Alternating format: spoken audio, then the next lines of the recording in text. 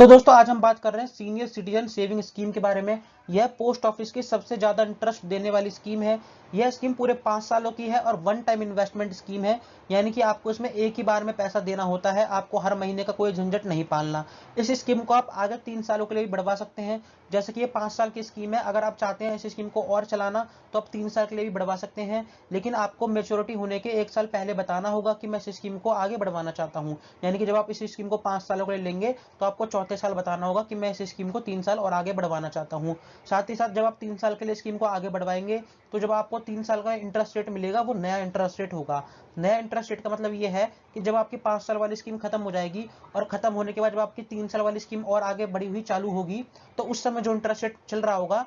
शुरुआत करने पर 3 साल वाली स्कीम को, तो वो वाला इंटरेस्ट रेट आगे 3 सालों तक मिलता रहेगा। इसमें अच्छी बात यह भी है कि अगर आप इस 3 साल वाली स्कीम को कभी भी बंद करवाते हो तो आपको कोई भी पेनल्टी नहीं देनी होगी, जबकि 5 साल वाली स्कीम को कभी भी आप बंद करवाते हो तो कुछ ना कुछ पेनल्टी इसमें देनी होती है। अगर इस स्कीम को बात करें खोलने की, तो 60 साल से ऊपर के व्यक्ति इस स्कीम को खोल सकते हैं और इसमें जॉइंट अकाउंट भी आप खोल सकते हैं, यानी कि हस्बैंड अपनी वाइफ के साथ मिलकर और वाइफ अपने हस्बैंड के साथ मिलकर इस अकाउंट को खोल सकते हैं।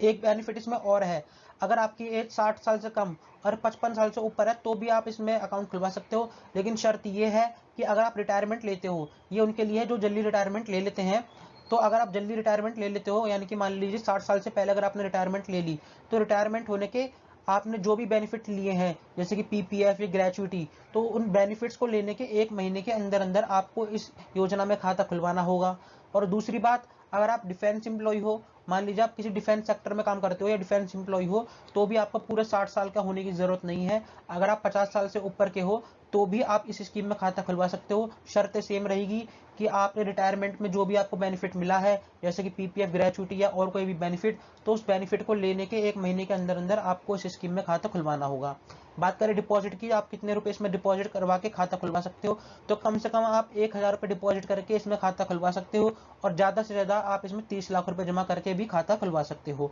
अगर आप 30 लाख से ऊपर का अमाउंट इसमें डिपॉजिट करोगे, मान लीजिए 32 लाख या 34 लाख, तो जो आपने एक्स्ट्रा अमाउंट जमा करवाया है उस पर आपको सेविंग अकाउंट का इंटरेस्ट मिलेगा। इसमें आप कितने भी अकाउंट खुलवा सकते हो, 1 2 3 4, ऐसे कोई इसमें लिमिट भी नहीं दी गई है।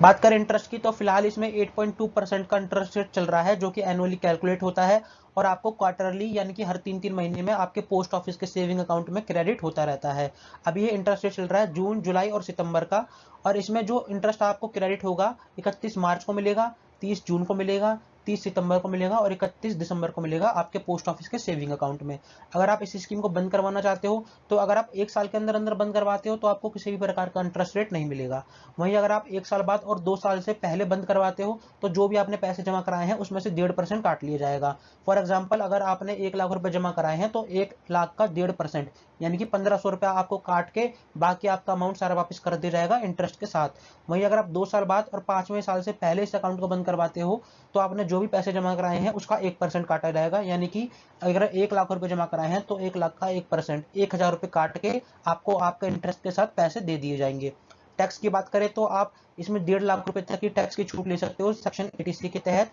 इंटरेस्ट भी इसमें टैक्सेबल है और अगर आपका इंटरेस्ट 50,000 से ऊपर है तो आपको टीडीएस भी देना होगा। बात करें डेथ की, तो डेथ होने के बाद भी अगर आप इसमें से पैसा नहीं निकालते हो, मान लीजिए अगर आज डेथ हुई है तो आपने 6 महीने बाद पैसा निकाला, तो जो आगे के 6 महीने होंगे उस पर जो इंटरेस्ट कैलकुलेट होगा वो सेविंग अकाउंट वाला ही होगा, ना कि इस वाली स्कीम के तहत। जो आपकी डेथ हुई है,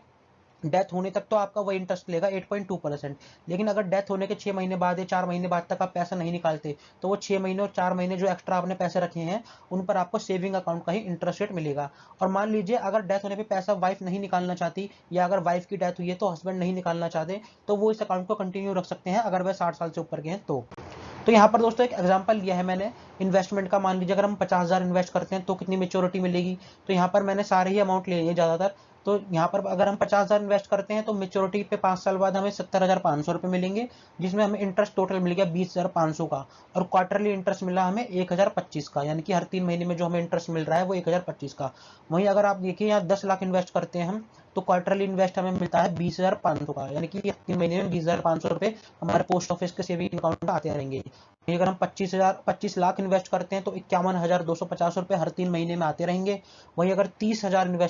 लाख इन्वेस्ट करते हैं, तो मेरे मुंह से बार बार हजार निकल रहा है, माफ कीजिएगा, 30 लाख इन्वेस्ट करते हैं 61,500 रुपए हर 3 महीने में खाते में आते रहेंगे, यानी कि 20,000 रुपए हर महीने आपको क्रेडिट होता रहेगा। तो दोस्तों उम्मीद है सब कुछ क्लियर हो गया होगा। फिर भी अगर आपको कोई डाउट आप कमेंट सेक्शन में बेझिझक होकर पूछिएगा, मैं आपके हर एक कमेंट का रिप्लाई जरूर दूंगा। मिलेंगे अगली वीडियो में, तब तक के लिए गुड बाय।